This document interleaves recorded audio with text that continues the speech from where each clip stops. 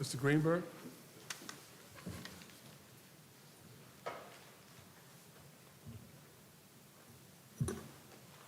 Good morning, Your Honors. Morning. May it please the Court. The opinion commits a series of legal errors. Most notable are its any shortage conclusion and its attempts to make up for the discrepancies between the numbers on one hand and the reports by Tchaikovsky and Rodolphe on the other by relying on information outside the affidavit. That is a legal error under this Court's decision in Lull, under the U.S. Supreme Court's decision in Gates, and other precedents cited in our papers. In a healthcare fraud case, the alleged loss is as critical as an informant or the type of substance involved in a drug case. I'm sorry, why is that? Is that an element of the offense, the loss? It's not an element, Your Honor, but it drives the prosecution, it drives the investigation, and in this case, especially, where both Tchaikovsky and Rodolphe were reporting alleged pervasive fraud at a pharmacy that had billed over $30 million. If what they said was even remotely close to true, the loss would have been in many millions of dollars. And let me show you why. In the affidavit, this is what Lading swore to. In paragraph 12, this is at JA 2938. Lading wrote, and Mosley agreed, that just for target locations number 2 and 3, which is Plumtree and Care America, more than $30 million was paid to those two locations as of mid-June 2013. Then, the next paragraph, paragraph 12, that was just paragraph 11 I read from in JA 2938. The next paragraph, she says in relevant part that the Medicaid program and other payers were, quote, charged for the majority of these automatic refills that the beneficiaries never received. The majority. If that were true, there necessarily would be many, many millions of dollars of fraud. Let me rephrase my question. If I'm remembering right, the district court made a couple of findings about this, but one of them was that you could take out all references to the amount of loss from the affidavit and it wouldn't be material because that's not an element of the offense. So why is that wrong? It's wrong, Your Honor, because under law, the reliability of informants is material, and the reliability is also not an element of the offense.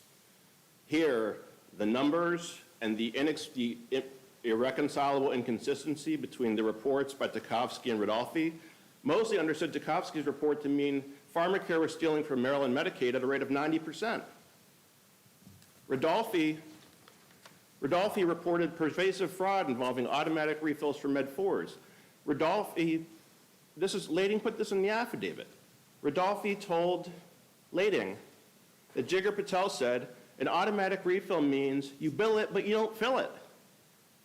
And the whole business model is based on auto refills. So if that's true, and Lading put in the affidavit, the majority of the automatic refills never received were billed for and not reversed. So if that's true, Tchaikovsky and Rodolphe's stories are completely false, can't be reconciled, and that's why it's material, Your Honor. So I really do want to understand where you are in the argument. So your argument is that the district court erred when it made a finding that Tchaikovsky and Rodolphe were credible. Not exactly, Your Honor. I mean, it's not merely a credibility issue. It is a legal issue. And it is a legal issue. Materiality is a question of law. In Lull, this court decided materiality, on review of a district court, and it looked at the facts, but not it looked at... So what is it that was material that the district court held was immaterial? I really am trying to understand kind of where we are in the argument. Sure. And two main things. One is there are two core elements of the alleged fraud scheme that we discussed.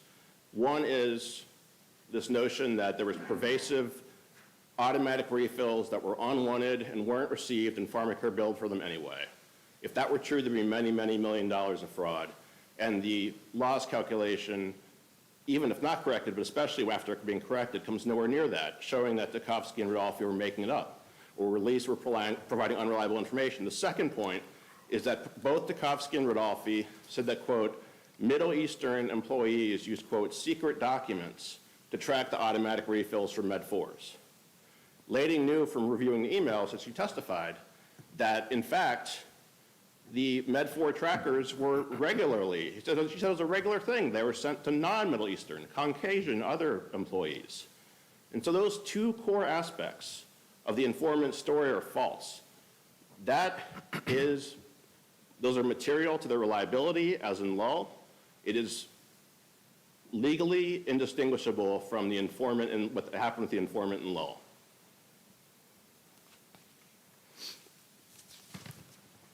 And I want to talk a little bit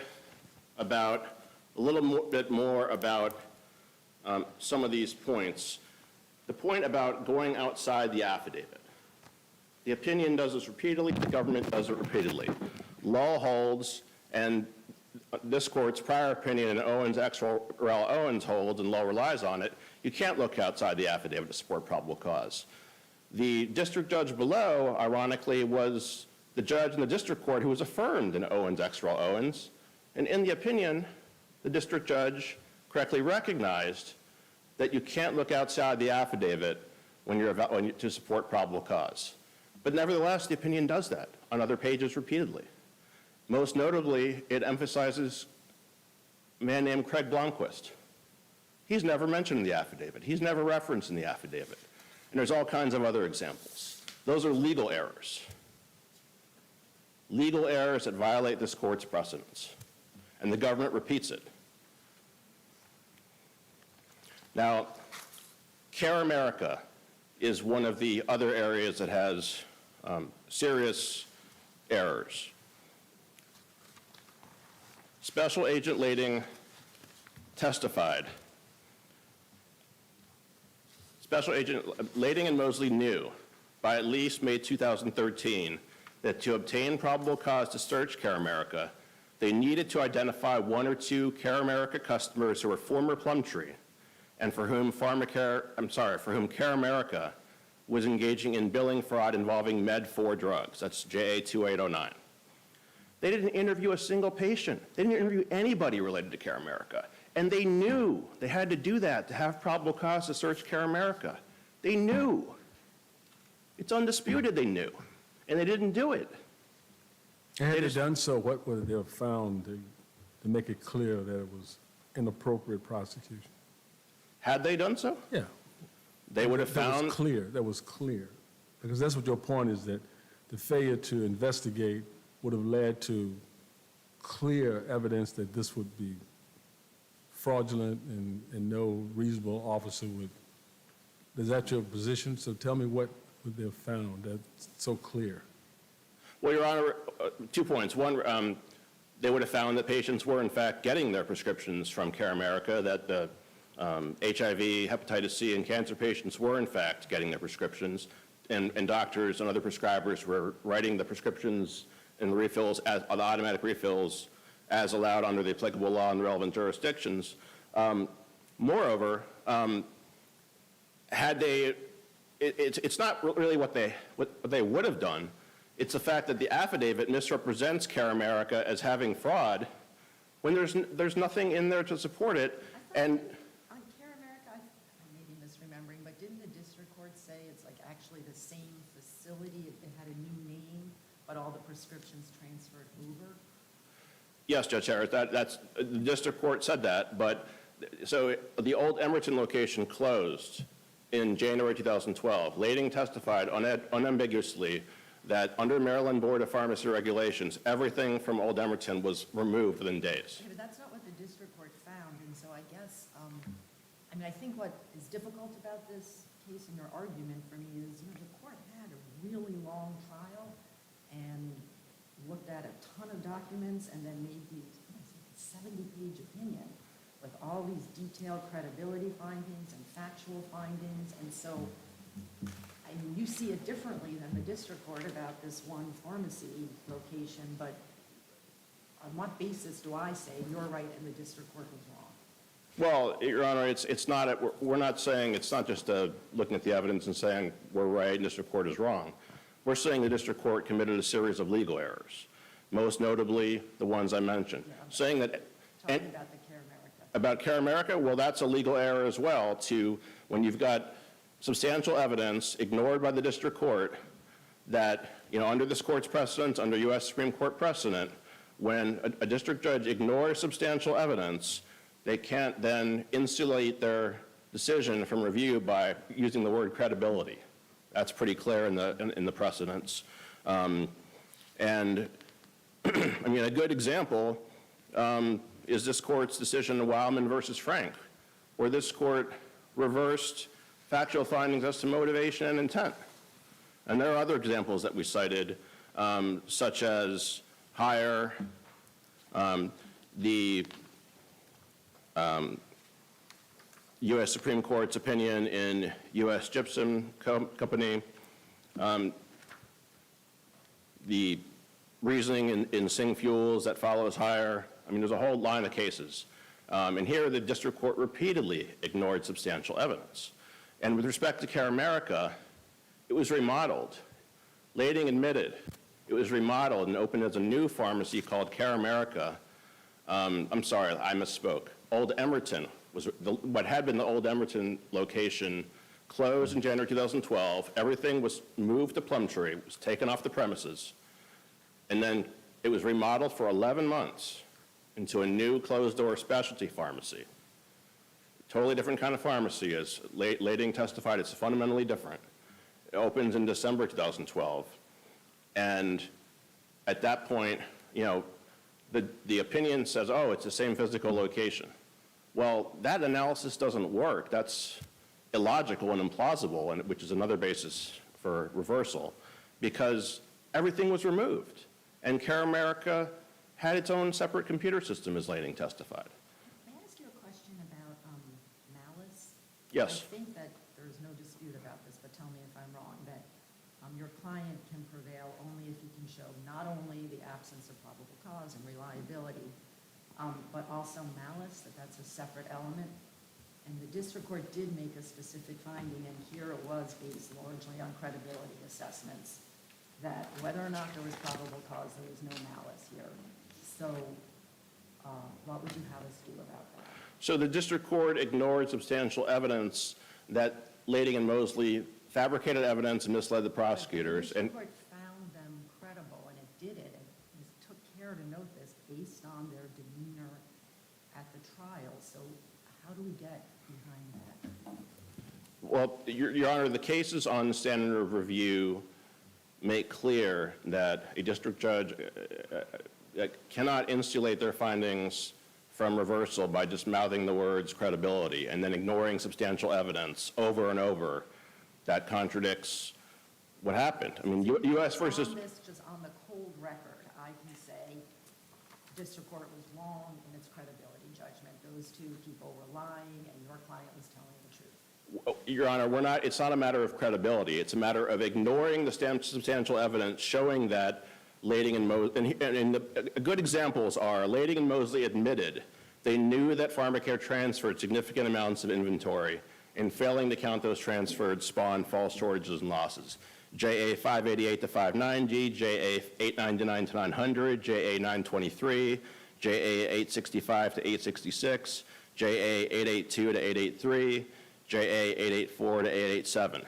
That's probably why the district court found them so credible, because they were willing to own up to the things that went wrong. But that is a different question from whether there was malice. I don't think you're treating these things as two different elements. Respectfully, Your Honor, the district court did not take into account those admissions. They are absent from the opinion. The district court ignored those substantial evidence at all those JA sites I just read. That's nowhere in the opinion. And Lading, in fact, further admitted that she deliberately decided, even though it wasn't her job, even if there were serious errors in the numbers, it wasn't her role. So she was willfully blind. And that's malice. She's saying, I can just look the other way. I can bury my head in the sand. I don't think that is what malice is under Maryland law, but we don't have to get into that. Your Honor, there's different types of culpability that can establish malice, and one of them, as the Chestnut and McPherson cases we cited recognize is misleading prosecutors and falsifying evidence, or falsifying evidence. It can be the basis for malice, but the district court found here it wasn't.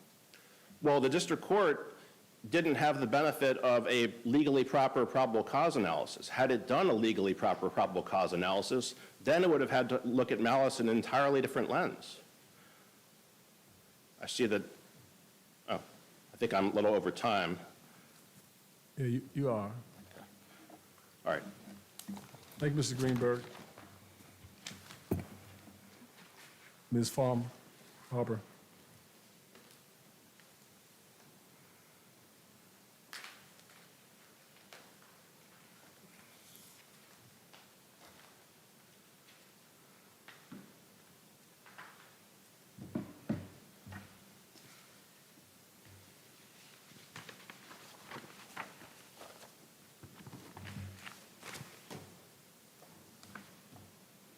Good morning, may it please the court. My name is Melissa Farber on behalf of the United States. The mountain of evidence supporting Mr. Anaparetti's search warrant affidavit and indictment leaves his malicious prosecution case at a total impasse. Following a 3-week-long trial in which 19 witnesses testified and the district court reviewed scores of exhibits, the court issued a 67-page opinion, including findings of fact, findings of credibility, and holding that Mr. Anaparetti completely failed to prove the 2 disputed elements of his malicious prosecution case: lack of probable cause and presence of malice. Mr. Anaparetti cannot overcome that mountain of evidence on this appeal, and his appeal must fail.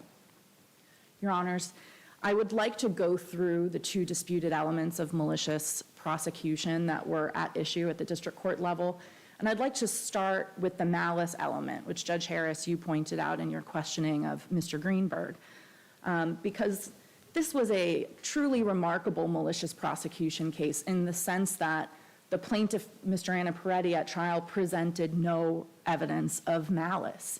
And as Judge Harris pointed out, malice under Maryland law is a separate required element that a malicious prosecution plaintiff must prove to succeed, separate from any lack of probable cause. And there was just no evidence of that here. This court is going to review the district court's finding about malice for clear error, which is just a plausibility analysis. And Maryland law is clear that malice requires something more than negligence. It requires a personal motivation, a wrongful motive beyond simply wanting to put someone you think committed a crime in jail. That's from Montgomery at 925. And here, the district court relied on at least plausible evidence negating malice. The district court's opinion goes into detail about the efforts that agents Lading and Mosley went to in order to be accurate as possible in this affidavit, to conduct a thorough investigation. He made findings about how credible they were, how they were hardworking officers with decades of experience in public service. That's all at JA 2272 to 79. And one of the things the district court focused on were findings about agents Lading and Mosley working in order to verify one slight discrepancy in the search warrant affidavit that came up right before the affidavit was meant to be sworn out regarding whether Mr. Anaparetti directly told Lisa Ridolfi not to conduct reversals or not. Someone realized there was a discrepancy with an interview memo, and instead of letting that stand, instead of taking the sentence out and doing nothing, Agent Lading orchestrated an effort to figure out exactly what happened that involved interviewing Lori Gutberlit, the investigator who wrote the memo, re-interviewing the witness who made the statement, and then we see emails from Agent Mosley at 9:40 p.m. summarizing what everybody found and what the accurate statement is to put in the affidavit. And the district court did not clearly err in finding that that evidence, along with credibility determinations, negates any finding of malice. Mr. Anaparetti's arguments to the contrary are unavailing. These arguments are based on an incorrect view of how probable cause or lack of probable cause relates to a malice finding. There is not a single case in Maryland that says that if there is a lack of probable cause, which there was not in this case, but if there is, there's no case that says that a finding of malice is then mandatory. It is always permissive, and that's because courts recognize that sometimes there might be a lack of probable cause because of negligence. And as we know from Montgomery, negligence is not malice. You need more. Montgomery at 913 and McPherson at 283 discuss how the inference of malice from lack of probable cause is always permissive. Can I ask just a question about that? I mean, here, would it just be negligence in order to prevail on a Frank's analysis?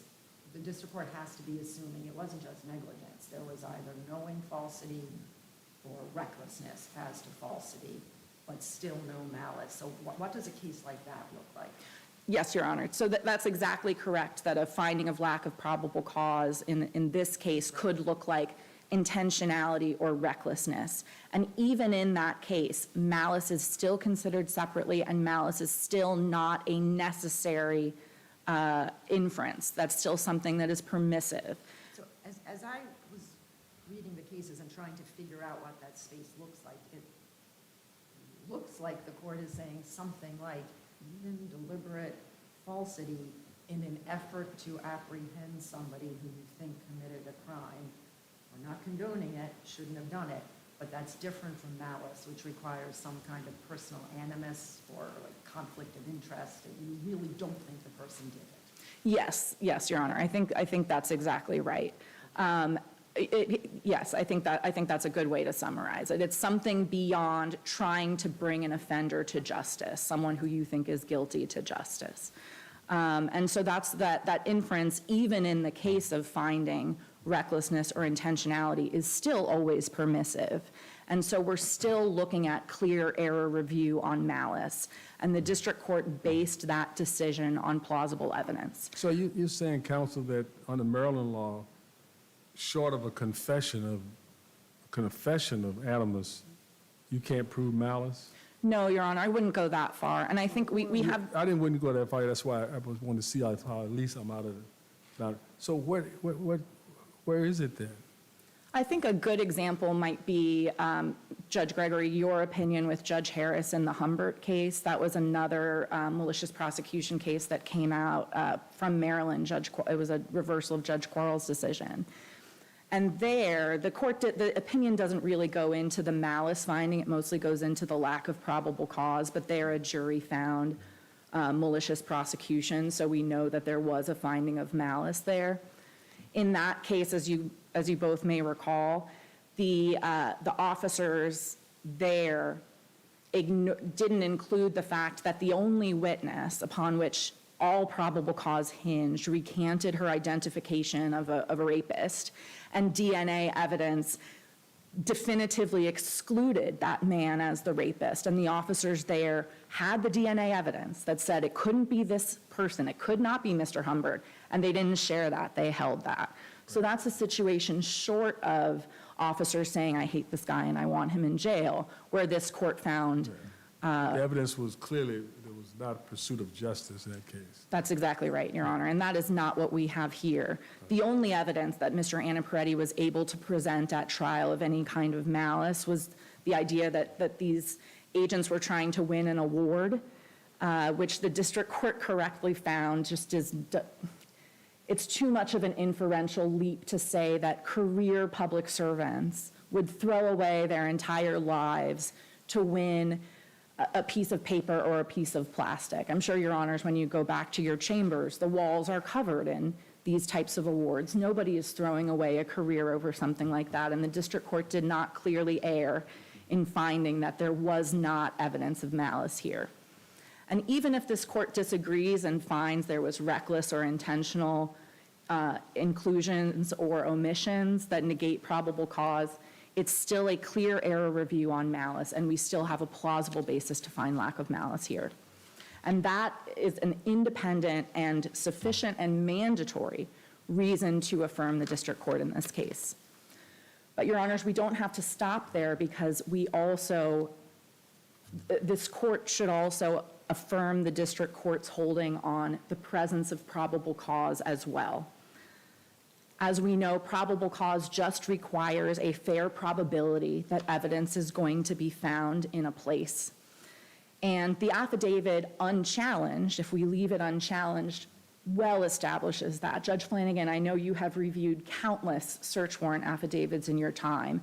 And when the Supreme Court talks about what we need to be careful of with a search warrant affidavit in Gates, they're talking about affidavits that are bare bones. That's where we really need to be cautious. This is a 66-paragraph affidavit that is well supported.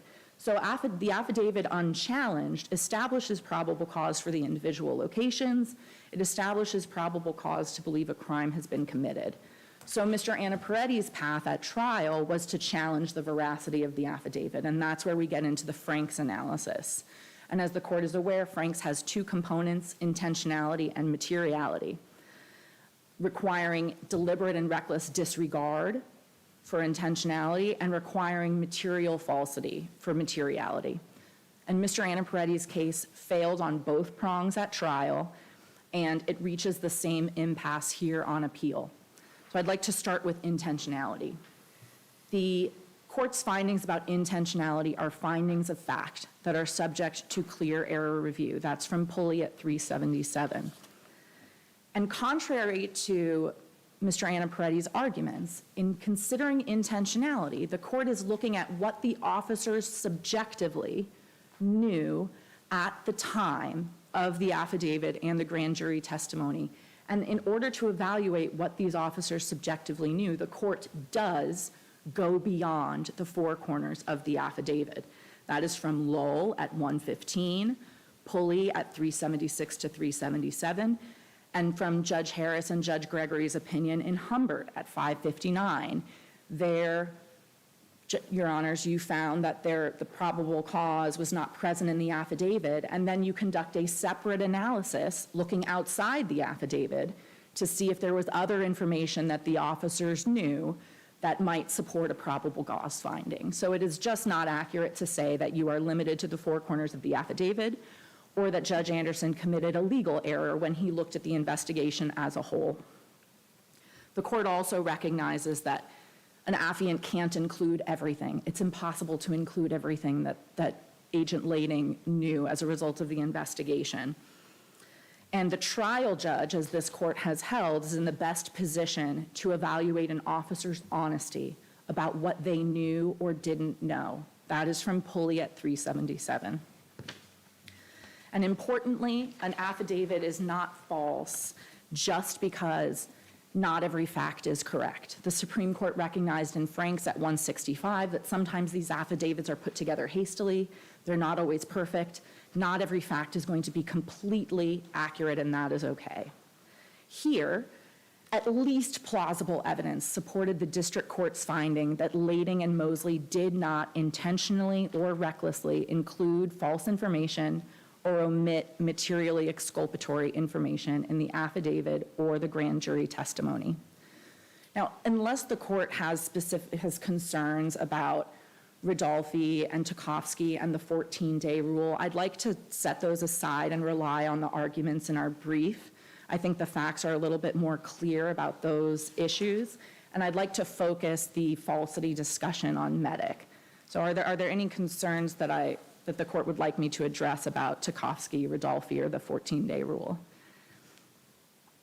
Okay, I will move on to the Medic analysis then, which is pretty factually dense. And looking through the arguments on both sides here, my mind went to the clear error standard of review, which applies to the court's finding about the falsity of Medic, and how we know from the clear error standard that courts of appeals are not meant to have to duplicate the effort of the district court in trying to understand this Medic analysis. The district court had the benefit of hearing from numerous witnesses over days of trial testimony, looking at exhibits that were highlighted to draw his attention to the relevant information. Plaintiff asks you to completely reduplicate that effort in order to reverse a finding of fact on the falsity of Medic. And in this case, the district court's finding that Medic was not false is based on at least plausible evidence. So we know from the affidavit that the affidavit identified MEDIC as a preliminary analysis. It talked about these numbers as being approximate. It explicitly says there's data sets that are missing. So we know that this was just the analysis at this point in time that was a work in progress, and the affidavit said that. The affidavit accurately reported the numbers they received from MEDIC. And the errors that plaintiff identifies in MEDIC, the errors Mr. Anaparetti identifies, focus on AIDS drugs only.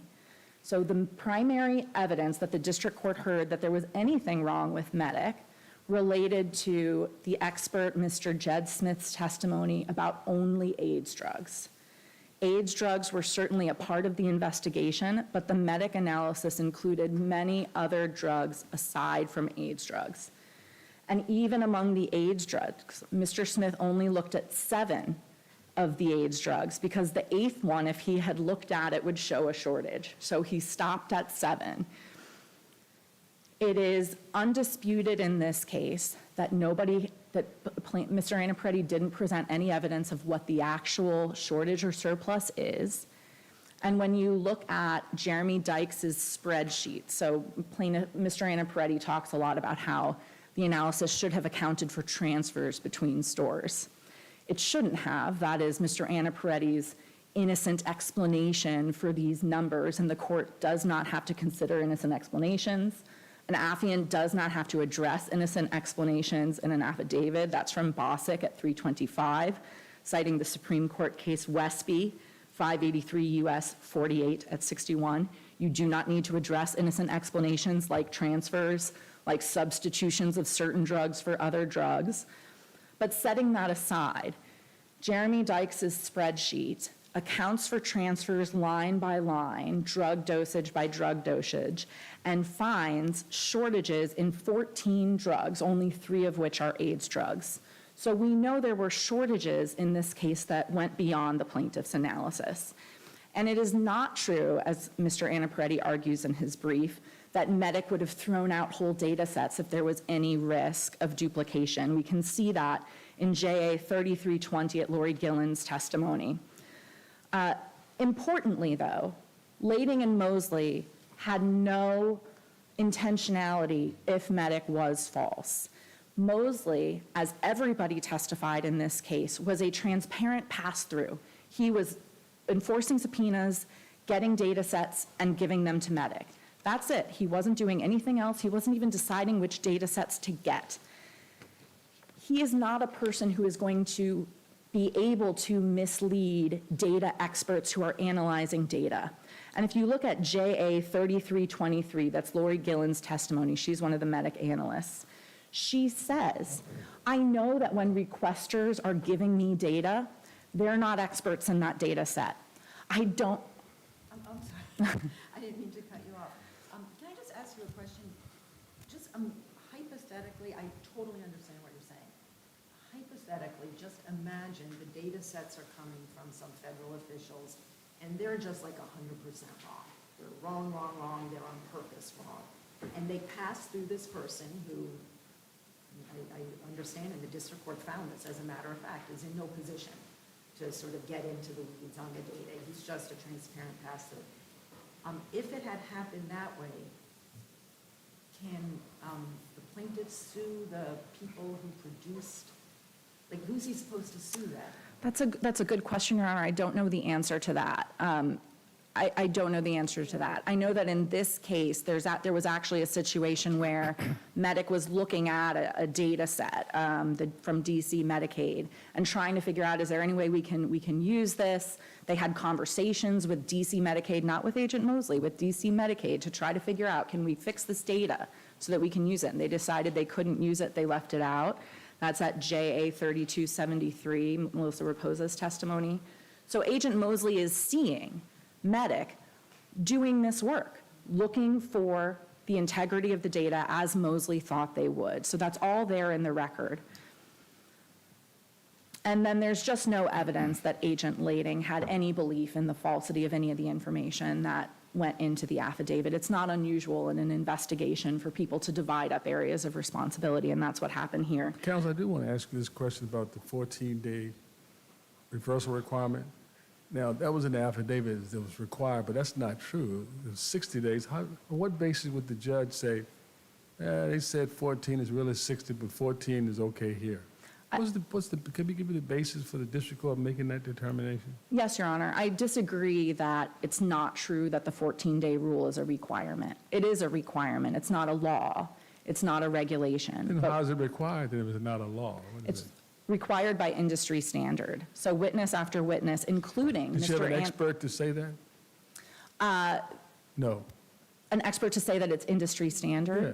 I can't remember what Mr. Fassett testified to, Your Honor, but Anna Peretti himself said it's industry standard and required to reverse prescriptions after 14 days. That is his own testimony at JA 1899. So Anna Peretti said it's required, you have to reverse after 14 days. And what the So affidavit, who introduced the 60 days then? the 60 days is the actual law. The actual law? That's the actual law. And that, I see I'm running out of time, but Well, you're okay, I'm asking the question right now. Yes, sir. So, but it's the law, right? 60 Aren't we adjudicating these cases, particularly criminal cases, by the law? Yes, Your Honor, 60 days is the law, and that's where we get to the district court's finding about materiality of the 14-day rule, because the district court found that there was evidence both in the investigation and explicitly in the affidavit pointing to prescriptions that were not reversed for months, well after the 60 days.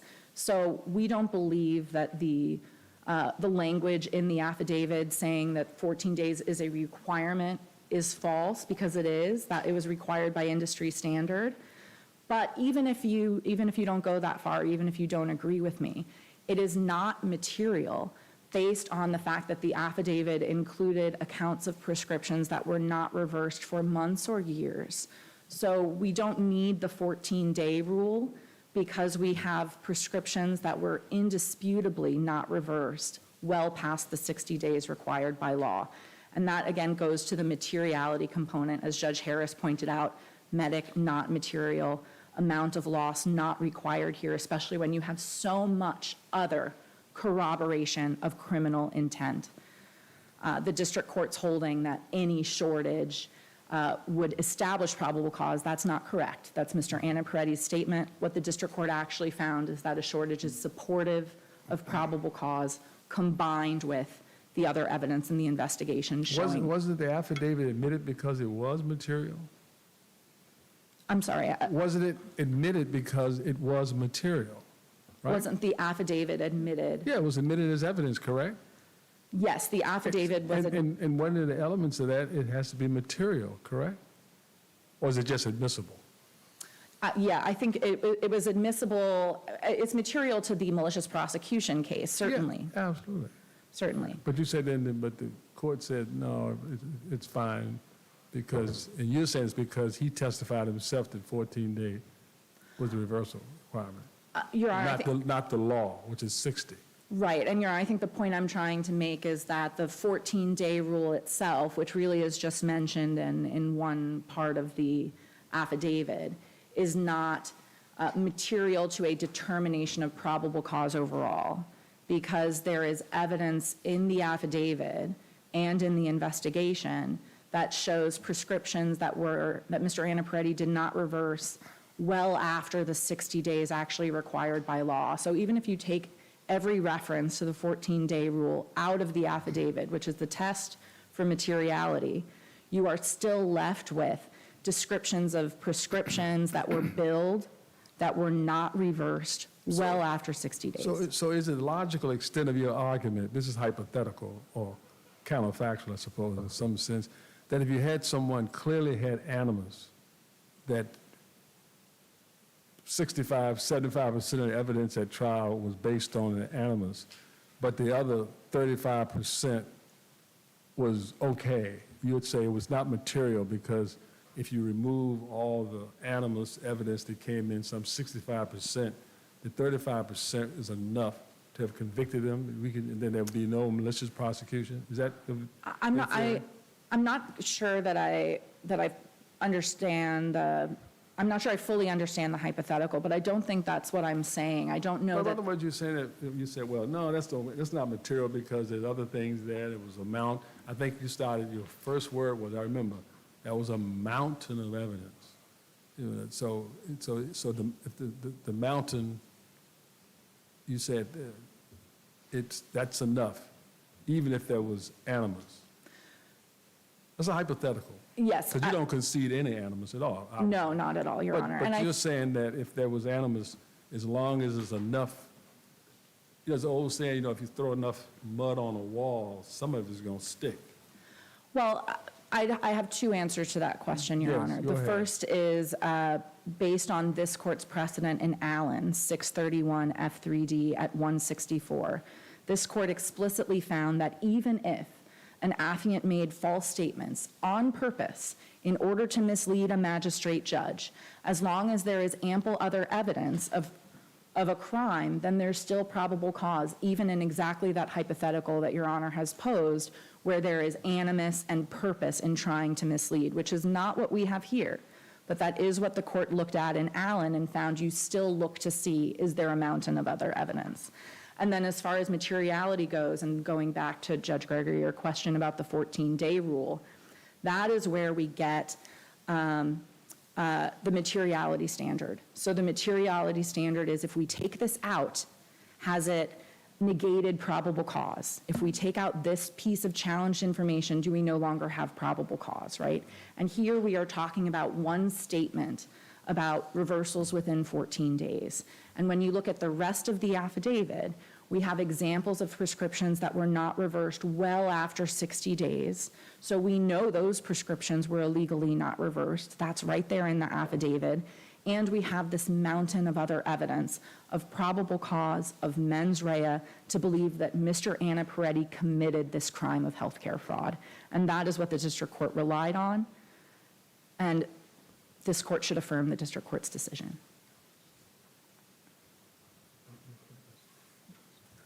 Thank you. Thank you, Your Honor. Barbara. Mr. Greenberg, you have some time reserved.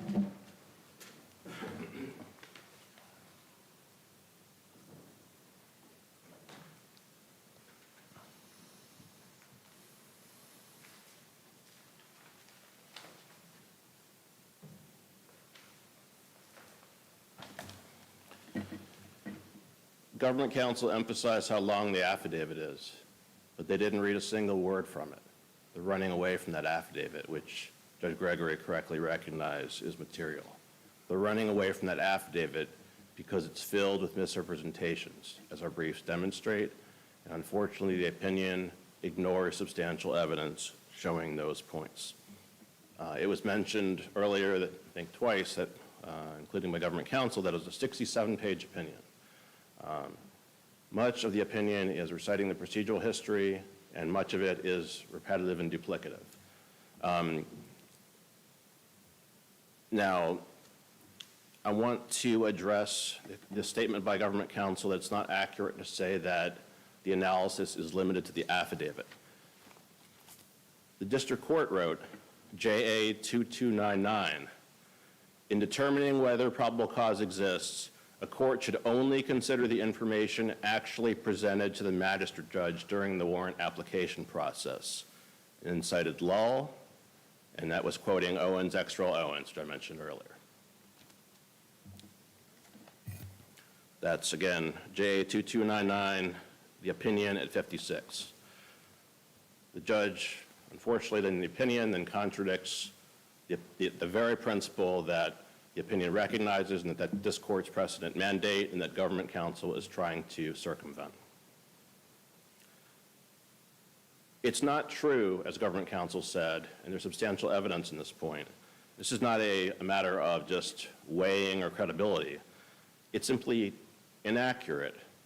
It ignores substantial evidence to say that the only errors in MEDIC involved AIDS drugs. The errors involving transfers involved many non-HIV drugs. It was also said that MEDIC would not have removed all of the MADAP claims had they known of the risk of errors. There's substantial evidence to the contrary that was ignored by the district court. Page 50 of our brief talks about the testimony by Laura Kanata, specifically the quotes, I'm not going to read them in the interest of time, JA 3319, JA 3323. Those quotes defeat what government counsel said. And they're undisputed, and they're also consistent fully with Mr. Smith's testimony on the very same point.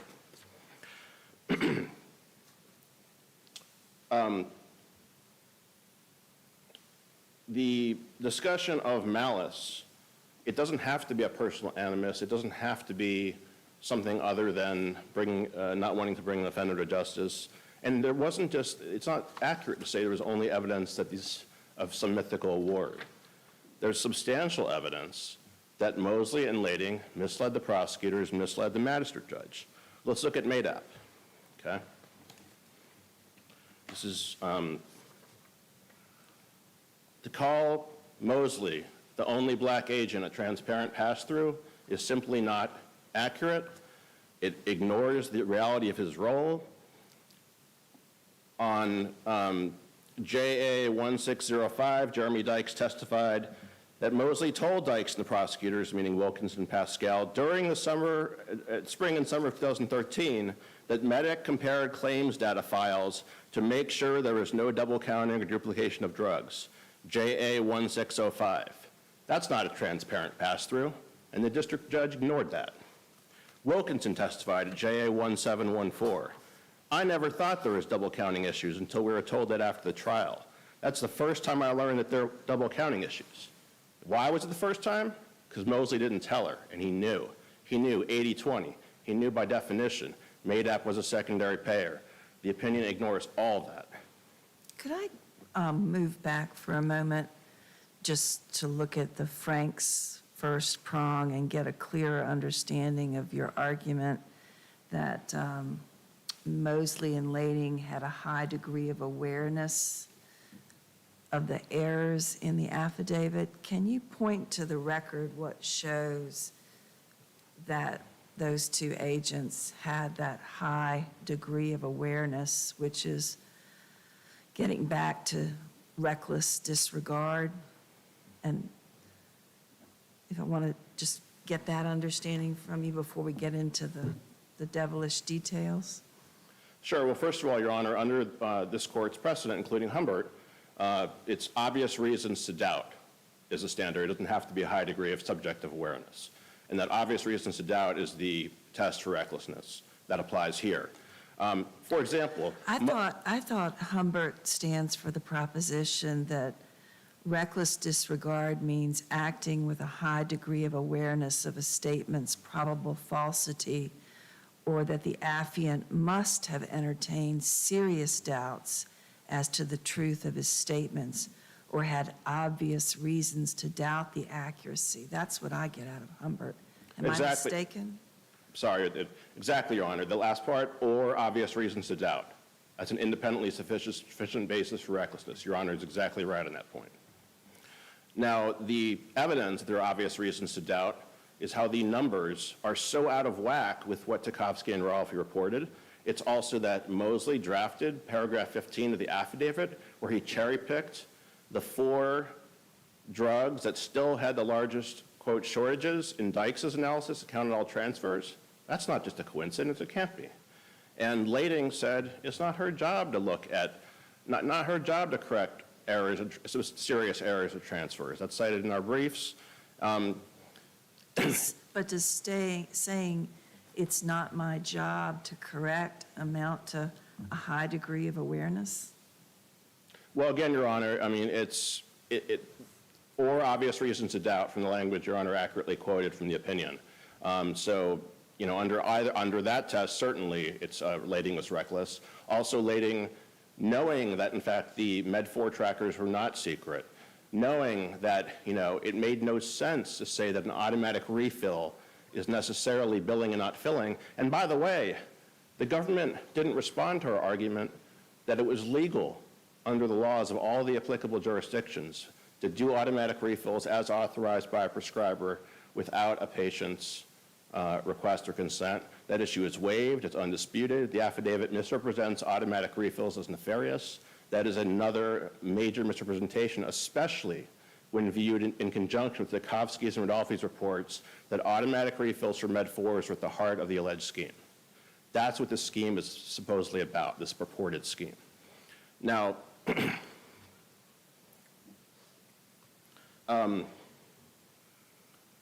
more malice. Care America. It's malice that Lading knew they had to have probable cause, they had to interview patients and establish from the patients that there was billing fraud involving Med-4s at Care America, and they didn't interview a single patient. That's malice. You keep saying that's malice, so in your view, under Maryland law, if there's deliberate falsity in a warrant application, you must find malice. You know, Maryland case law is kind of equivocal on that point. There are some cases that say there's a presumption of malice. There are others that say it's a permissive inference.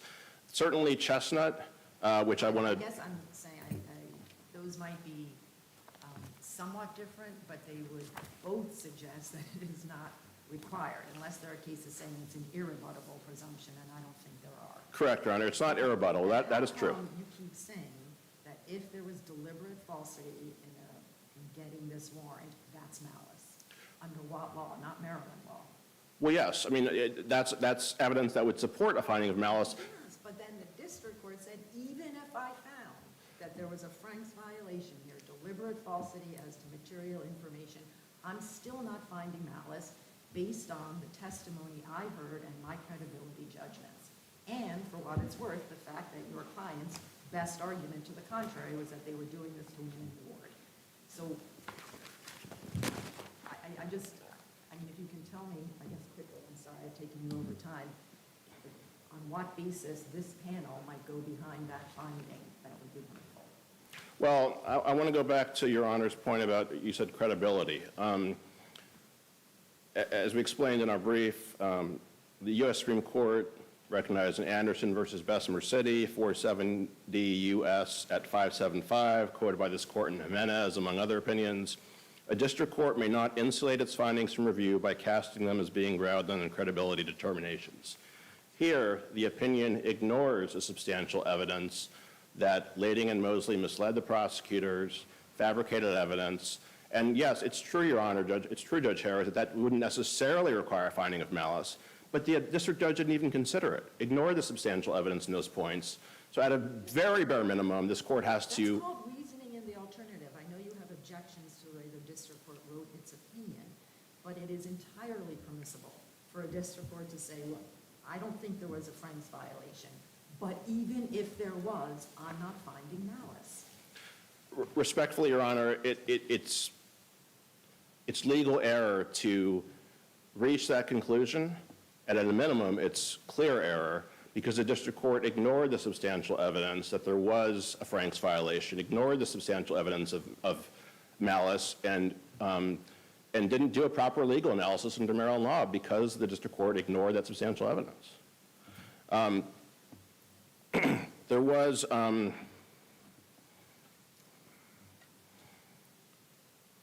I mean, I would just point this court to the Chestnut opinion that we cite in our papers, page 9. Allegations of a knowing falsification of evidence resulting in an absence of probable cause can also constitute actual malice. And actual malice is even more demanding standard in Maryland law. And then that goes on to cite DePino, Supreme Court of Maryland opinion, Butler, a District of Maryland opinion, saying because the jury could find a lack of probable cause, it could also infer malice. So the legally erroneous analysis of probable cause and ignoring substantial evidence of malice, that infects and taints the alternative conclusion by the opinion. It didn't apply the correct law because it ignored the substantial evidence and made those legal errors by looking outside the affidavit by concluding that any shortage supports probable cause. And that any shortage conclusion is a standalone reason to vacate the opinion. If that is allowed to stand, the consequences for healthcare providers and other professionals in this circuit and beyond would be disastrous. I see that I'm over my time. I think I've covered everything I wanted to, unless Your Honors have more questions. Thank you, Mr. Greenberg and Ms. Farber, for your arguments. We'll come down, greet counsel, and proceed to our next case.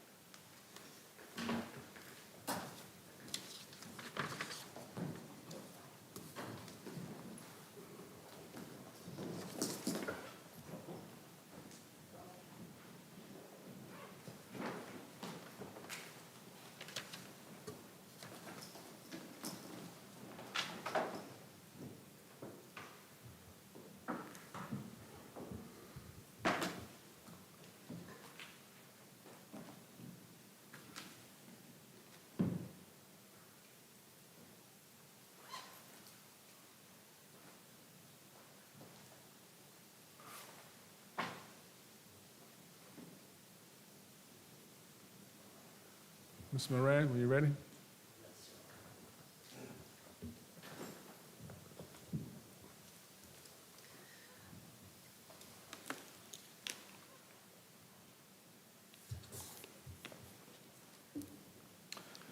Good morning, and may it please the court. Jordan Moran on behalf of the appellant Brian Farabee. Mr. Farabee has spent the past 25 years in the care and custody of the Commonwealth of Virginia, fighting as best he can for access to the mental health treatment that he desperately needs. This case concerns Mr. Farabee's treatment while a patient at Virginia's Western State Hospital in the fall of 2015.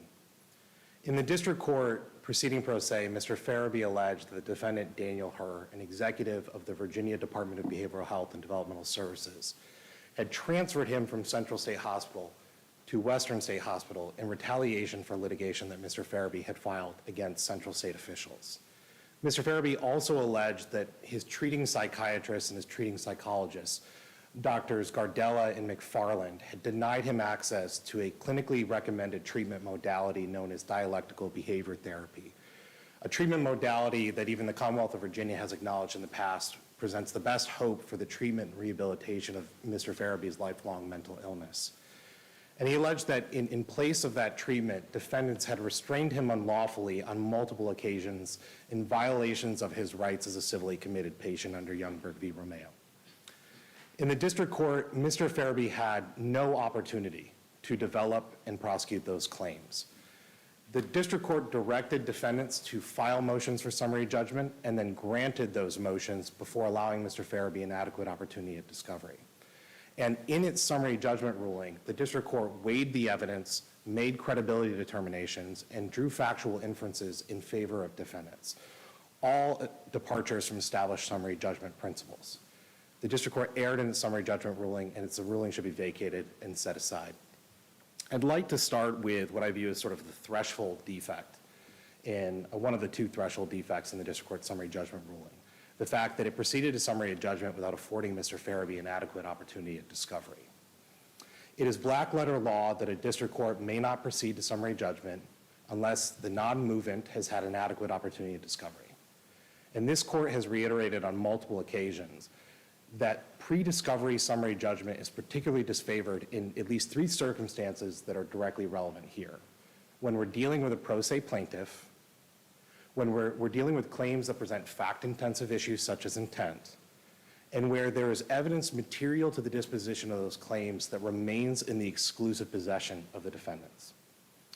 This court has also reiterated on multiple occasions in recent years, in cases on which Your Honor sat, in Pledger v. Lynch and Shaw v. Foreman, and recently in Jenkins v. Woodard, a case in which we filed a notice of supplemental authority, that even in the absence of a formal Rule 56D affidavit, that it is an abuse of discretion for a district court to grant summary judgment where it is unfair notice of potential disputes as to the sufficiency of the summary judgment record. Those three cases are binding and directly on point and point to the outcome here.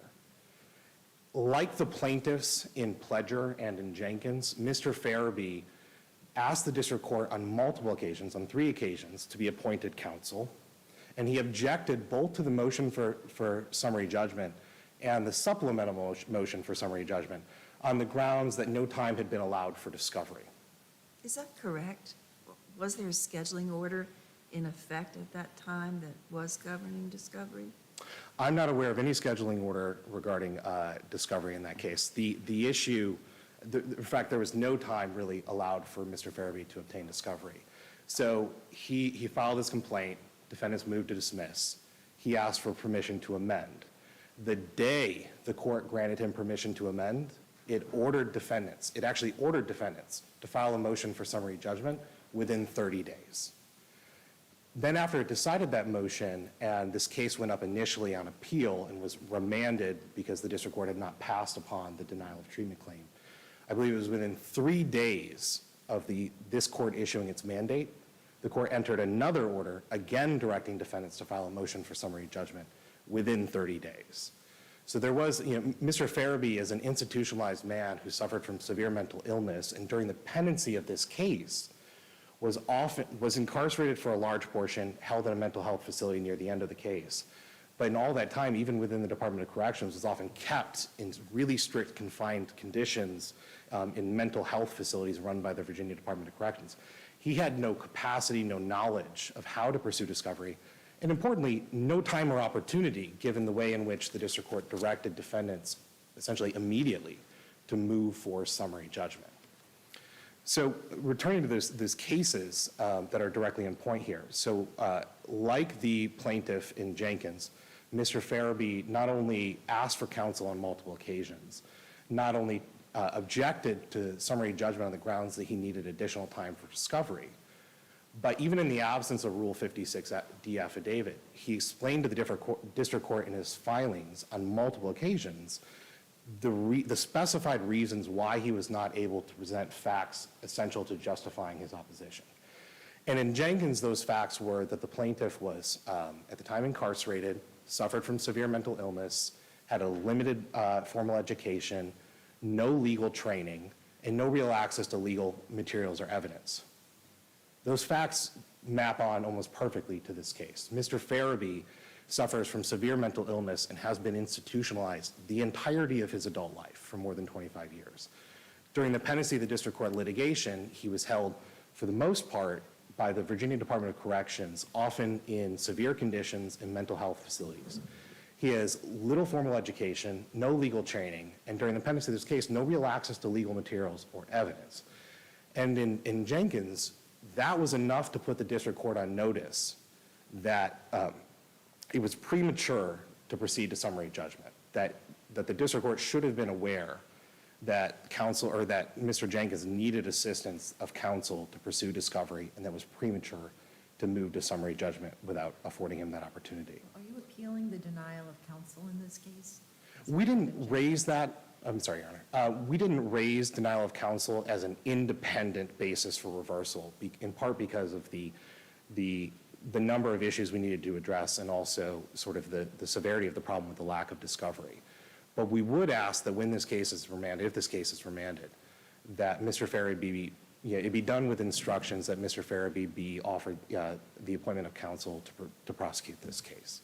Because I guess what I'm trying to get my hands around is how much of the problem here was a lack of time, and how much, like, even with all the time in the world, as you describe it, your client might have a lot of trouble doing discovery without a lawyer. I believe the answer is yes. The problem was both time, and the problem was also the absence of counsel. But with more time and without a lawyer, you think your client might have been able to do some discovery? It's possible. I mean, it's hypothetical. I think the problem that we're dealing with is that Mr. Farabee doesn't have the know-how of how to pursue discovery. Let me be just totally clear about my concern. Sure. You haven't appealed the denial of counsel, so I think it matters that the only issue in front of us is the lack of sufficient time. So I think it matters whether your client, with additional time, could have done some discovery, because otherwise, what's the additional time for? Yeah, well, I think once Mr. Farabee, particularly toward the end, was back in a mental health facility under less restrictive conditions than he was in a prison setting, yes, it would have been much easier for him. And in fact, in a previous case in Farabee v. Clark, in which I represented Mr. Farabee, one of the principal problems you're dealing with is that when he, during that time, was in the Virginia Department of Corrections custody, he often had no access to any materials. And I do know from speaking to Mr. Farabee now that the conditions in which he exists, in which he is institutionalized now in civil mental health facilities are less restrictive than they were in prison. And Could it he would be possible reasonably for- be characterized as a serial litigator? I would not characterize him as a serial litigator in the sense that that carries a pejorative, connotation. What I would say is that Mr. Farabee is a man that has been committed to the custody of the Commonwealth of Virginia the entirety of his adult life. And in all that time, he has been bounced back and forth between prison and civil mental health facilities whenever his untreated mental illness has manifested physically. And he has not been shy about doing the best he can to vindicate his rights, the rights the Supreme Court has recognized in Youngberg, as a civilly committed patient. Would that include prior lawsuits where he propounded written discovery questions, for example? Does he know how to do that? Does he know how to? Yeah, I believe Mr. Farabee could, if told that it were an opportunity to pursue, he had time to pursue discovery and the opportunity to pursue discovery, that he could serve discovery requests on defendants and pursue that on his own. I do think he would benefit on remand as an exercise of discretion from the assistance of counsel. Well, does that take us back to the deficiencies that you've argued in the Roseboro letter? Certainly. In fact, I'm happy to turn to the Roseboro issue. So Roseboro, as we know, says that before proceeding to summary judgment, a district court must provide a plaintiff with adequate notice of the requirements of the summary judgment rule and the consequences of not responding. And in this case, I think one of the primary deficiencies in the Roseboro notice was that it did not disclose to Mr. Farabee both that he had a right to oppose summary judgment on the grounds that he needed discovery, but also critically sort of the manner in which he must preserve that right and present that right, and the showing he must make in order to preserve and pursue that right. And he was not apprised of that here. The district court maintained that he didn't do enough under the rules, and defendants in their response brief on appeal have actually taken the position, well, Mr. Farabee shouldn't be allowed to complain about the lack of discovery because he didn't meet the technical requirements of a rule of which he was not apprised, a rule of which he should have been apprised. And so I think that does relate to one of the key deficiencies in the Roseboro notice. And it's not the only deficiency in the Roseboro notice that gives me some concern. There's also concern that the notice, while it mentions the right to file counter affidavits, it does not clearly instruct Mr. Farabee that you must oppose summary judgment, you must create a tribal issue of fact, you must adduce evidence in order to meet this burden. There's no instruction he must do anything. There's no reference to the summary judgment standard, no clear instruction as to what it's expected of him. Instead, whereas in Pledger v. Lynch, at least there was a mention of the summary judgment standard. But like the notice in Pledger, there's a concern here that what the notice said was you have 21 days if you want to put something in. You don't have to. It's up to you.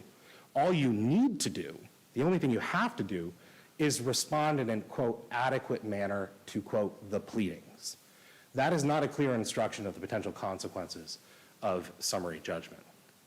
And so both the lack of discovery, the fact that Mr. Farabee was afforded no opportunity to pursue discovery, the fact that it was apparent to the district court and should have been apparent to the district court that, like the situation Shaw v. Foreman, that there was evidence material to the disposition of Mr. Farabee's claims, including treatment records, records related to his transfer and the rationale for his transfer, records including video evidence of the incidents that preceded the uses of restraint that are at issue in this case. That evidence, like the video evidence at issue in Shaw, remained in the exclusive possession of defendants. It was not provided to Mr. Farabee in advance of summary judgment.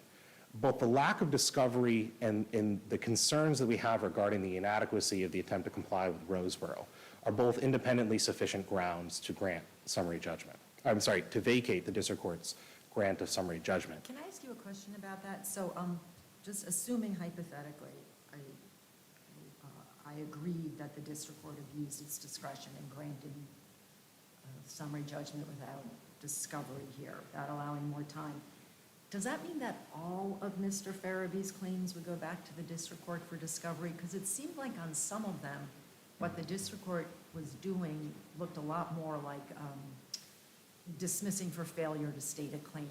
The district court didn't go outside the pleadings on those, like the ADA claim, for instance, just if that's not an ADA claim. And you haven't argued in your brief that, for instance, the ADA claim requires discovery in order to be adjudicated. So do all of the claims go back, or do the claims that you sort of argue in the brief, there needed to be discovery to resolve these claims? Are those the ones that go back? Because the district court chose to proceed to summary judgment, and Mr. Farabee was afforded no opportunity to discovery, I think its entire decision and all of the claims should go back. The district court can structure how it wants to proceed with those claims on remand. But I do think that there is potentially evidence relevant to his ADA claim, including sort of the bases for which he was denied treatment, the rationales for why he was denied treatment, and whether it related to his disabilities that could potentially bear on the disposition of those claims. We have, given the constraints on appeal, chosen to focus on claims that we think are central and where it's very obvious that there is discovery that would have been relevant to those claims, to which he was not afforded the opportunity I mean, there were to. some, if I'm recalling right, where the district court said, look, there's just no allegation tying a particular defendant to a particular claim. It's not in the complaint. I mean, could we, if we agree there is no allegation in the complaint tying a defendant to a claim, do we have to send those back? It would be within the court's right, I think, to address that. And you can read in our brief where we've chosen, based on the evidentiary record that Mr. Fairby, that was presented at summary judgment, we have done our best to identify those claims that, notwithstanding the procedural errors, should have survived summary judgment. And I think the court can see where we think there's sufficient evidence to continue with those claims. I'd like to turn very briefly just to the denial of treatment claim, because I know the court expressed a concern in its appointment of counsel regarding how the district court weighed the summary judgment evidence. And I think that in the denial of treatment claim, this issue is deceptively narrow at summary judgment. There's really no dispute that Mr. Fairby should have received DBT. There's only a question of whether he was denied it. Defendants maintain that they offered group therapy. He refused it. Mr. Fairby denies that and recounts conversations with defendants in which they expressed potential animus related to his prior litigation against Central State officials, and told them essentially, you will not be getting DBT at this hospital, even though it's the thing that's clinically recommended for you. And that's an affidavit versus an affidavit dispute. And I just want to point out one kind of glaring problem in which the district court made, in which it ruled against Mr. Fairby and credited defendant's evidence. The district court, in the absence of records demonstrating the actual offer of group therapy, the court inferred from evidence that Mr. Fairby had potentially refused other treatments at other hospitals in the past with no proven utility for his condition, and inferred from that that Mr. Fairby likely would have refused DBT in this instance. I don't think that's a reasonable inference to infer that because Mr. Fairby had allegedly refused treatments that he didn't want, that have no utility for his condition, that he would have refused the one treatment he has spent years fighting for. That is not a reasonable inference. In fact, the reasonable inference is that if defendants had offered him that therapy, they would have been able to adduce records demonstrating that offer, and they have not. Thank you. Thank you, Mr. Moran. Mr. Chestnut?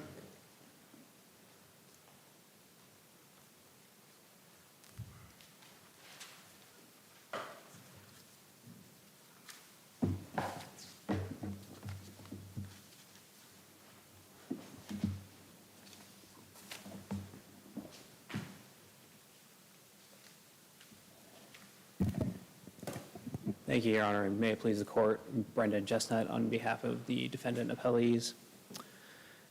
This case concerns Mr. Fairby's claims that the defendants violated his 14th Amendment rights during the 32 days that he was confined at Western State Hospital. The district court correctly concluded they did not. He now raises both procedural and substantive issues with that court's ruling. Neither of his arguments on those points are persuasive. He received notice that his claims would be subject to summary judgment. He explicitly said as much. He also did not explain why he needed discovery. He asked for an expert, but did not ever explain why he had not procured one in the more than 9 months that his claims had been waiting. Nor did the defendants violate any clearly established right. He was indisputably offered treatment in that he had weekly meetings with therapists that he declined to go to with his treatment team, and medications that would have helped treat specific symptoms that he had, including impulse control and his depression and anger issues. And on his restraint claims, the providers clearly had the authority to restrain him when he was either making threats or had behavior that was threatening to himself or to others. I think it's helpful here to start, since a lot of the focus was on some of the procedural issues, with the notice that he received. And it is incorrect that the notice did not tell him that he needed to submit something if he wanted his case to continue. In fact, it said, if he does not respond, the court will assume that he has lost interest with the case or that he agrees with the defendants. There is no way that someone can read that and think that his case will keep going if he does not respond to their evidence. Are you contending that this is a proper Roseboro notice? That's your position? Yes, Your Honor. I think that Roseboro is clear that it has to be sufficient to provide notice to someone in his position. And here, Mr. Farabee indicated that he knew that his claims were going to be subject. Do you think that each pro se plaintiff should get a different Roseboro notice that's tailored to what the judge understands, the plaintiff's understanding of the law to be? Because I thought it was more like a bright line rule. So I think that Roseboro itself says that it is supposed to be in a form of notice that's sufficiently understandable to one in appellant circumstances. And in this case, he very clearly says he understands this is going to be subject to summary judgment. And it provides that he is supposed to put in counter affidavits, which was the issue in Pledger. And he did that on more than one occasion here. So I think that looking at the record here and the way in which he responded to this shows that under Roseboro and given his circumstances, yes, he did. This is like the silliest question, but just, what does it mean to say that he can put in evidence that contradicts, explains, or avoids the defendant's evidence? I didn't understand avoids. What's evidence that avoids the defendant's evidence? I'm not sure exactly what avoiding it would.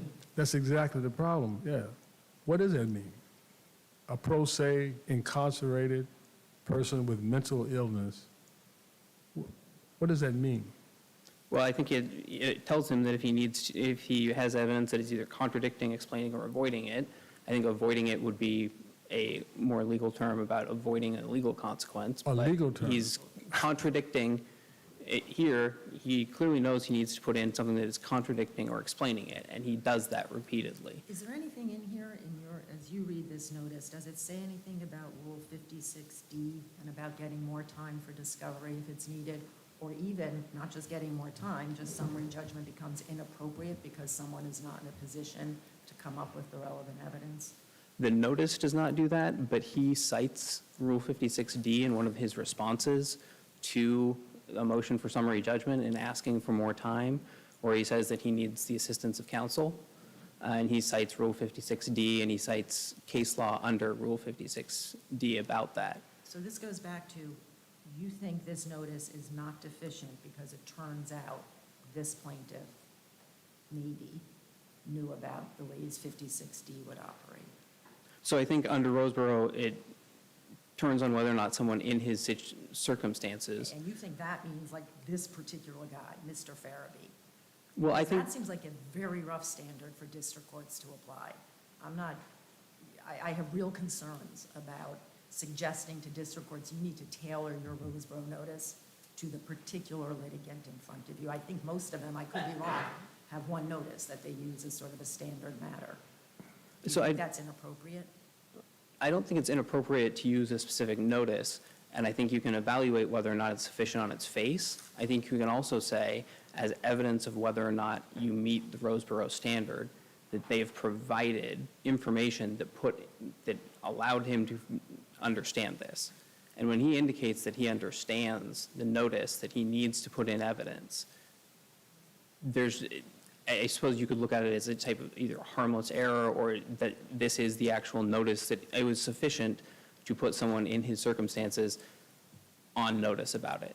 And here, he has said in other places that he has gone on, he's earned a GED, he's scored in the top 10% for freshman admissions standards for. So I think that shows that he is able to understand and read this, and his responses to it are showing exactly what you would want a pro se plaintiff to put forward there. He put forward an extensive affidavit in response to it. He put forward records that he has. He apparently has, although it's not I don't think it's in the record here, but he has extensive records of all of his case filings and medical issues. But that's the problem, Mr. Chestnut. Back to Judge Harris, good question to you, that the Roseboro notice is like the Miranda warnings. You don't give a a different Miranda warning to a person with a PhD than a person who has a GED, do you? So Do you? I'm not aware of any difference that you do on that, but No, it's a because it's what? prophylactic. It's boilerplate. Correct? You can answer. I mean, I think it's So I think if- common sense. That's called a boilerplate. I am not entirely familiar with Miranda warnings, but I do think that if someone started giving a Miranda warning, You're not familiar with, I'm not familiar with whether there is a standard in which a oh, I thought everybody had to take crim law in law school. yes, I'm just saying, as to the specific point of, for responding, if someone gives a Miranda warning and someone then cuts them off and says, I know Miranda, here's what it says, if that would No, be the police officer sufficient. would do is say, excuse me, be quiet. I got to finish this boilerplate. I don't care what you say. I don't need that. No, you do need it because I need it. I think, Like a prophylactic rule, basically, like some defendants aren't going to know, so we'll tell all defendants. And I had always understood Roseboro notices to operate the same way. I mean, maybe there is just, I don't want to be like all semantic about it, but you alluded to the idea that maybe your argument is not that the Roseboro notice is adequate, it's that it was that the deficiencies in the notice were harmless in this case. so I think you could view it that way. I do think that Roseboro says that you're supposed to provide notice that someone is able to put in counter affidavits, and that if they don't, their case could be dismissed. He also, this notice does include both of those things, and it does. But it doesn't include anything about 5060. I mean, I do not understand you to be arguing that from this notice, Mr. Farabee understood 5060. No, this notice does not specifically reference Said in pleasure 56. that that was enough to make a Roseboro notice deficient. So I think that his response in this, specifically invoking Rule 56D, Shows what? That this notice was sufficient? I think He it- read into it 5060? I think the fact that he specifically invoked it does mean, at least in this case, there would be it's harmless error, because he asked for that. The district court analyzed whether or not Rule 56D had been complied with, and it specifically ruled on those, and they also, in terms of asking, his responses to that was to request counsel, and they have not appealed the request for counsel here. So the issue with that is you would have to then say the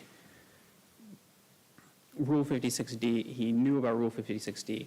He understood that the court analyzed it, but we're going to send it back for it to analyze it again. And I think that is a way in which you can say this is harmless because they've already addressed it. Plaintiff contends that he adequately identified the needed information in your possession as to his medical records and his confinement records. Do you accept that? No, Your Honor, I think that's not an accurate depiction of what he put forward there. He did mention that he wanted and had not been able to find an expert witness to testify on his behalf. But in this record, it also shows that he submitted documents that have the contact information for at least one of the experts who testified on his behalf in another case. And there's no dispute that he had access to a phone and would be able to call them. He had more than, it's about 9 months until the motion was filed. That is in both of the cases we have. But wouldn't it have been just virtually impossible for him to respond to your summary judgment motion without those records? Because no witness could have formulated an opinion on medical judgment without them. So I don't think that that's the case. I think he has access to the medical records that he would need, and he could have invoked that. He has access to the medical records he needs, or are those the same records that you have custody and control of?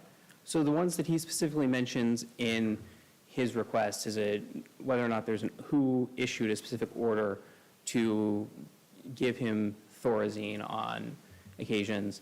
It was issued by the attending physician when he was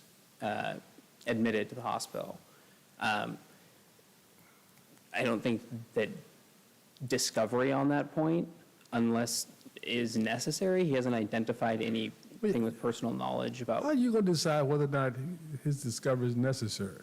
I mean, my goodness, if the other side had to make that judgment, plaintiff have a hard time. Well, I don't think you need that. That's not the rule. I mean, it's his case. He has the burden of proof. And then now you're going to say, no, you don't need that. You do have the records. You have it. My goodness, do you admit that he has a mental illness? Yes, Your Honor, he has a mental illness. And he's incarcerated, correct? I believe currently. Yeah. Was it, I mean, what? Go ahead. Well, he was incarcerated, he was in debt, he was committed as opposed to incarcerated in prison. Yeah, but I don't know how far you go back. I go back with this case for a long ways. And when he got in trouble, then you sent him to a regular prison. Wasn't mentally ill enough not to go to prison, but then after he finished that, said, oh, no, you mentally, now come back to us here. That's gone on for, like counsel said, a quarter of a century. Why don't you give him the treatment that he needs? I mean, I'm not telling you. It's just, I mean, like I said, I go way back. You probably don't in this case. And he's just saying, I need this treatment. And then with restraints, and you bring it down, like, well, this time at this level, then you bring it down, and then to avoid this staying too long, then you go back to another regimen, you go back again, step down, step down. I mean, at some point, and then you know, it's, I just don't understand that in terms of, this is a court of justice. And, you know, you're saying that this person, on these conditions, you don't get discovery, you don't get counsel. And he did ask for counsel, didn't he? He did, Your Honor. Did you object to that? I don't believe anyone entered an objection. I believe the district court. Are you sure? I would have to check. That's all right, that's okay if you don't know. Okay. But you don't think you did? The court just on its own said no? I'd have to check the record about whether or not it was. No, I don't want to take up your time in the record. I thought maybe you might know that. But you told me, based on your recollection, you did not object. So the court without objection said no, correct? As far as you know, you recall. You can do a 28J if you want, which we allow that, but you can't tell us now. Not off the top of my head, I don't And remember. then it was a if motion to we dismiss filed first, right? And then the court urged you to file summary judgment. Is that right? So we filed a motion to dismiss as to his original complaint. Right. He then filed an amended complaint, and after the amended complaint, the district court entered an order saying file summary judgment, Right, that's what I'm saying. It told you to file it. The court told you to file that. consistent with a local rule in the case. So that's what you saying? It cited a local rule on that point. Oh, okay. Can I just ask a question? I mean, it does seem like on this question of whether he was offered the DBT treatment or not, we've got these dueling affidavits, and the records on that obviously are sort of with your client. I mean, there must be records that say either he was offered this and wouldn't do it, or don't say that. Why wasn't that stuff attached with the affidavits? It seems like so many of the factual disputes in this case could easily be cleared up from your records. So why didn't they get attached to the affidavits? I am not clear on why they were not attached. I think they thought that the records that they attached were sufficient to demonstrate that there was no genuine issue of material fact. And here, what we've argued is that even accepting his allegations that he was not offered DBT and he was told that he would not receive it while at Western State Hospital, he was there for 1 month, and this court has said that he does not have a constitutional right to a specific preferred treatment. It did that in the Farabee against Urratha case, in which he had, it's obviously him with substantially similar conditions. I thought that was where someone had made a professional judgment that he didn't need the treatment, but that's not what happened here. Nobody is saying he didn't need the treatment, they're just saying he got the treatment. So just to be, they did not say that he had received the treatment I'm sorry, in the he record. was offered the treatment and he refused to do it. Yes, so Yes. there's a dispute about whether or not, they said that they offered him group DBT You know, treatment. I do understand He the said facts, but I the, guess what is not in this case, that has been in other cases, is the defense is somebody made a professional judgment that that was not necessary treatment, but we don't have that in this case. we do have the professional judgment that he should have his other treatment modality, which was meeting with his treatment team every week, that he has not disputed, that he does not do. He was also offered medication to help I mean, there are control other some of professional his. judgments. I mean, it's sort of a yes or no, but it's, my understanding of the record is that nobody is arguing that the reason he wasn't offered DBT treatment is because somebody made a professional judgment that it was not the appropriate treatment. No, what they said, it was not currently available, and they were working to do that. On an individual basis, but he was offered it on a group basis and he refused to do it. And he says, I was not offered it on a group basis. He also said that he agreed that with the person that he had not been offered DBT when she was referring to the group therapy sessions. So there's actually he contradicts himself in that, on that point, where he said that he agreed with Dr. McFarland that he hadn't been offered DBT when she said he was offered group therapy sessions. So he goes back and forth on that point. But I think the other issue that I wanted to make sure to address, something that you'd mentioned at the beginning, just outside, there are claims in here that have been addressed by the district court where there are no disputes of fact, and specifically even about whether or not a specific defendant was responsible for actions. There's no reason to send those back to the district court to re-enter the same order, addressing this as a matter of law. And what are they? You brushed over what they are. What is it? So there's the Americans with Disabilities Act claim. There are specific claims as to the individual defendants about whether or not they're responsible for care. So Mr. Herr there are no allegations in the complaint about whether or not he was involved with individual care decisions. Dr. McFarland, when she put in the affidavit, it was uncontested that she didn't have anything to do with giving him Thorazine. That was an allegation that that went directly to Dr. Gardella. And there's a dispute about whether or not Dr. Gardella did it versus Anderson. But So you as we- loaded up affidavits for these people and knowing he had no discovery. And then you say those are also as a matter of law, no evidence against it, right? Those experts you talked about. So those were, I thought you said, who testified to this? so this was done by affidavit on a. That's why I said affidavits were submitted on your behalf, right? Yes, Right? Your Honor. Yeah, Yes. It's not a trick question. And then he had no discovery.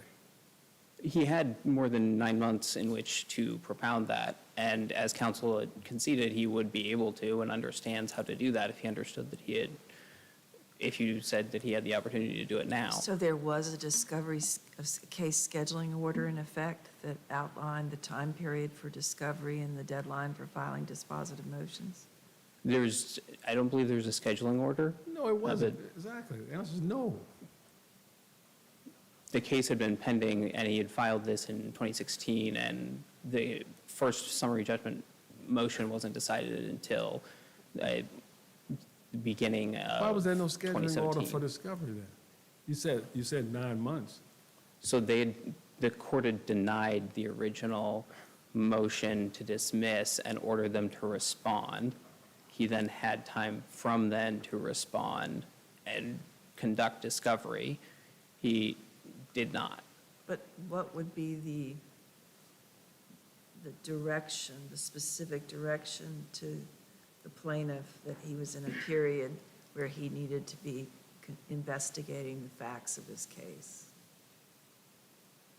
And was there a specific order from, Was there anything that had come from the court separate and apart from the Roseboro notice during that period that would recognize for the benefit of the parties that there was this opportunity now to do some discovery? Besides the Roseboro notices and besides it ordering for summary judgment briefing to be conducted, I'm not aware of anything else. I'd have to review the record. Okay. I see that my time has expired for the reasons in our brief and today, and we ask that you affirm the judgment of the district court. Thank you, Mrs. Chestnut. Ms. Moran, you have a few moments reserved.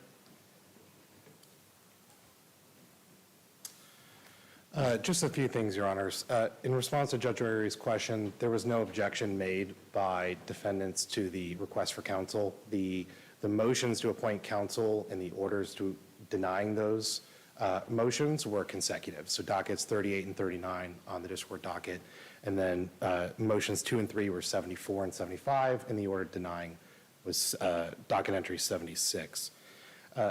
Counsel for defendants suggested on appeal and stated in his argument that Mr. Farabee had access to all the medical records he needed. That's simply not true. That's extra record conjecture based on the idea that because Mr. Farabee hobbled together a couple of pieces of paper that were kept in his prison cell in mental health facilities, that we can infer with no basis in the record that he had everything he needed to oppose summary judgment, and that's simply not accurate. I would agree with the court that the Roseboro notice is prophylactic, that it would not be an administrable rule to have a different Roseboro notice tailored to every plaintiff, but I'd also disagree with the defendants that the notice was the deficiencies here were harmless.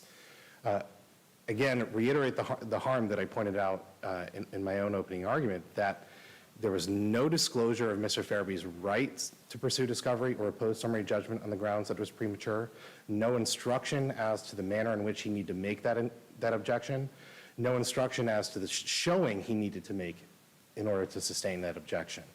The district court, because he was not given that instruction, ruled that he had not met this burden. Defendants argue in their response brief, again, that Mr. Farabee, even though he was not apprised of the technical requirements of this rule, failed to comply with them, and he should therefore be precluded on appeal from arguing that it was premature to grant summary judgment because he didn't have discovery. And I want to reiterate that there's no confusion at this point, that defendants maintain through affidavit evidence that they offered Mr. Farabee group therapy. They claim in pointing to an affidavit that he didn't deny being offered group therapy. He denied being offered individual therapy. That's not what his affidavit says. It's not what his declaration says. The only way to get there is by reading into his own words, words that aren't there. Mr. Farabee denied being offered therapy of any kind. The therapy that the Commonwealth of Virginia and even defendants have acknowledged is the one clinically recommended treatment modality for the mental illness that has kept him institutionalized the entirety of his adult life. The one treatment he has been fighting for years to obtain, the one treatment he has a right to obtain, and the one treatment he keeps being denied. And so for the reasons submitted in our briefs and here at argument today, we'd ask that you set aside the district court's judgment, granting summary judgment for defendants and remand for further proceedings. Ms. Moran, before Yes. you leave the podium, we note that you're court assigned.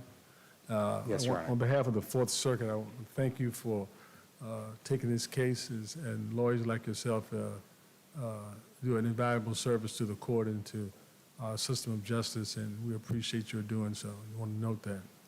Well, thank you, Judge Gregory. It has honestly been a tremendous honor. It's now the second opportunity I've had to represent Mr. Farabee in this court, and it's an honor. He deserves the help, and I'm happy to be able to provide it. Thank you. And Mr. Chestnut, of course, we note your able representation of your client as well. We'll come down and greet counsel.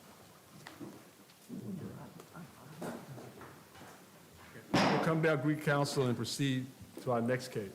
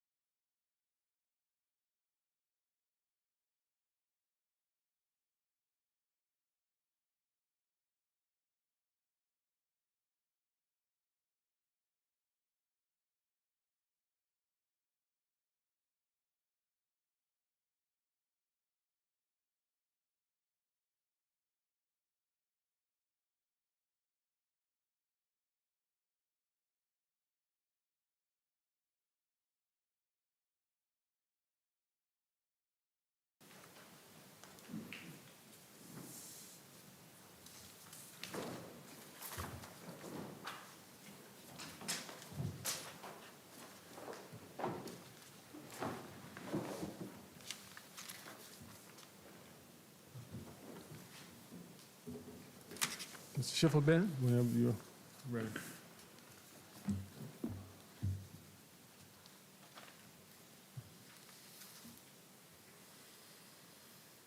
Good morning, Your Honors, and may it please the court. A defendant's decision to proceed to a limited short bench trial solely to preserve his appellate rights does not preclude him receiving credit for acceptance of responsibility. The district court's decision to the contrary was a legal conclusion that does not deserve deference from this court, and the case should be remanded for resentencing. Mr. Cheatwood, in this case, demonstrated his acceptance of responsibility in several ways, and he did not contest factual guilt. The district court's decision that his motion to suppress contested factual guilt should not be given deference by this court. Mr. Cheatwood filed a motion to suppress, and the court denied it without a hearing. That motion was at least alleged, or the motion dealt with the credibility of law enforcement officers. And when he was not given a hearing, that was the end of the motion, right? The government did not offer him a conditional plea. So Mr. Cheatwood was presented with the option of pleading guilty and never arguing his motion to suppress or never having the ability to contest his stop or the police officer's actions, or proceeding to a bench trial where he did not contest that he was ever in possession of a firearm. Instead, at that bench trial, he was faced with a difficult decision of staying silent. And had he stayed silent, there would not have been any record, again, that he wanted to develop for the motion to suppress. So if Mr. Cheatwood had stayed silent and stipulated to everything at that bench trial, he really would not have been able to appeal the motion to suppress because he had an opportunity there to develop the record that he wanted to make. When you said there was no hearing, that was the end of it, is that the equivalent of the judge decided a hearing wasn't necessary and he ruled and made a decision based on the writings? Correct. The judge did, in this case, decide that a hearing was not necessary. The government asked the court to deny without a hearing, and the court did so. But then your argument is you can then go to trial to have the hearing that you were denied on your motion to suppress. And I understand you certainly have the right to do that, and then say, but I'm accepting responsibility. The point is that I'm making is I don't think if Mr. Cheatwood had stayed silent. It seems like what you're saying. I don't mean to cut you off. Go ahead. Certainly. If Mr. Cheatwood had stayed silent and not presented, not questioned any, because he did not present any evidence. Not litigated his motion to suppress. Right. If he had not litigated that, then I think this court would have said that the decision to not grant him a hearing, which is something he could have appealed as well, was essentially waived by him not questioning these officers at all. You think?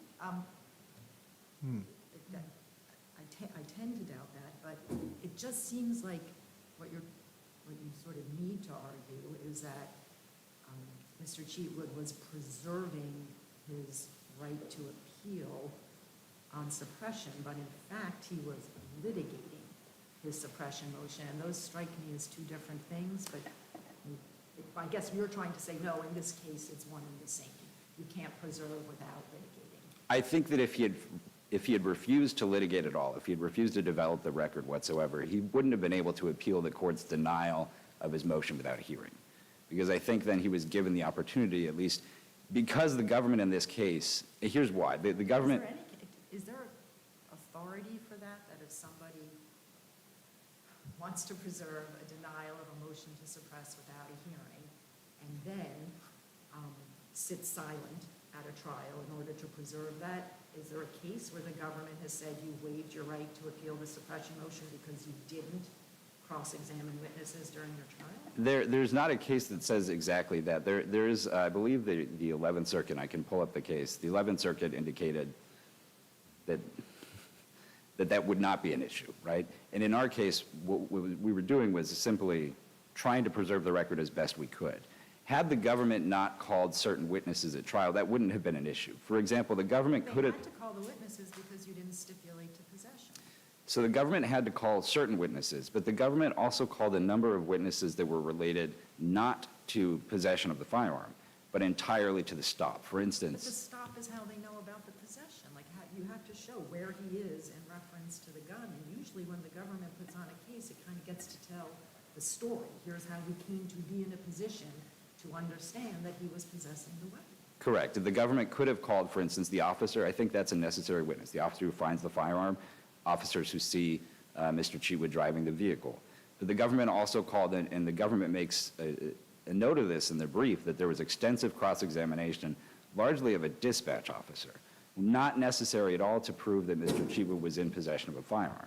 Instead, that was really, it appears it bolstered the government's argument that this stop was lawful. But that took up much of the short bench trial, was questioning about that specific, questioning of that witness about the sequence of events that led up to the stop. But the government also had a confession recorded of Mr. Cheatwood where he admitted to a police officer to possessing the firearm. I thought he admitted to buying it. He admitted to buying it and having it. So I believe his confession was that, I think the officer, what he said is, this was a firearm and he admitted to buying it. I think effectively that's, No, I mean, I thought for possession, like, if I bought a firearm, but I'm nowhere near it, like, I thought for possession, they have to show control and dominion over the gun. they would. I think what he said in response to the officer's question is, I think, effectively a non-denial and essentially admitting to buying the firearm and being stopped in that, I think is effectively a confession. And so the government could have called essentially fewer witnesses, shortened the trial, related solely to his guilt, and then Mr. Cheatwood would have not essentially presented or litigated the motion to suppress, because none of the officers' testimony about his possession of the firearm was contested during cross-examination or during argument at all.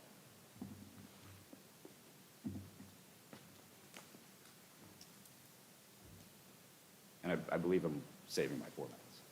Yeah, that was great. Okay. Thank you. Counsel, you had 11 minutes. Counsel, you had 11 minutes. Oh, I thought the light came on. No, I you, thought the light came on at the time. no. My fault. It's set for your first. That makes sense. It's not your rebuttal. I apologize, Your Honor. No, it's So, fine. essentially, the argument that I'm trying to make there was that Mr. Cheatwood, the most of the cross-examination here, and what the court said was the reason why he was not accepting responsibility, was focused largely on witnesses that were not necessary to prove his factual guilt. And what the district court decided, which was that by litigating the motion to suppress, he was contesting his factual guilt, is not something, it's something that the court cited to a Judge Payne's decision in the Eastern District of Virginia, but it's not something this court has ever held. And in fact, most cases where there are motions to suppress do result in a guilty plea. And defendants still get credit for accepting responsibility. But a guilty plea is neither necessary nor sufficient for acceptance of responsibility. Counsel, what about, I think at trial, Mr. Cheatwood did argue all the way through closing that the government had proven the nexus element There of was, the offense. I Don't believe- have a lot of cases saying if you are arguing that one of the elements of the crime has not been satisfied, that's contesting guilt. I believe the argument that was made, and this is mentioned in a footnote in our brief, was that the knowingly requirement had to apply to the nexus. Not that the government didn't prove the nexus or that he knowingly possessed the firearm, but that the government had to prove that he knowingly possessed a firearm that traveled in interstate commerce. So that was sort of that's a legal argument, not contesting that he knew that he possessed the firearm, just whether the government had to prove that the gun he possessed, that he knew it had traveled in interstate commerce. So that was the argument that was made. It's not saying that he didn't knowingly. So you don't, I mean, we do have all of these cases saying that if you accept the facts as presented by the government, but say that doesn't add up to one of the elements of the crime, that is contesting guilt for these purposes. So the court has said in Dickerson is the main case on point where I'm thinking of Smoot, which was actually about the interstate nexus, but yeah, Dickerson too. right, at least where Dickerson, where you've got the defendant who's admitting that he lied, but he's contesting materiality, right? And the Court of Appeal said that's not acceptance of responsibility. Obviously, because if somebody's saying, I lied, but it doesn't really matter, that's not admitting to committing perjury.